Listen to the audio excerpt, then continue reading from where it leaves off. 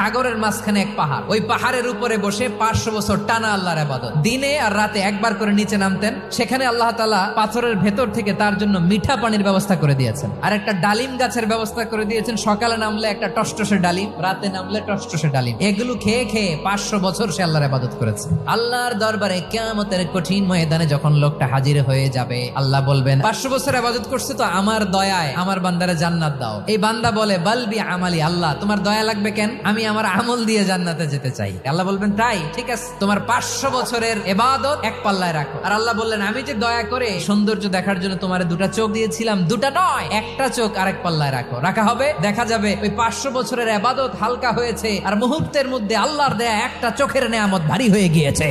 ফলাফল দেখো, হিসাব বলে তুমি এখন জাহান্নামে যাবা, যাও এবার জাহান্নামে যাও। এবার লোকটা কাচুমাচু করে বলে আল্লাহ এবার আমি বুঝতে পেরেছি তোমার দয়া ছাড়া দুনিয়ায় কেউ জান্নাতে যেতে পারবে না।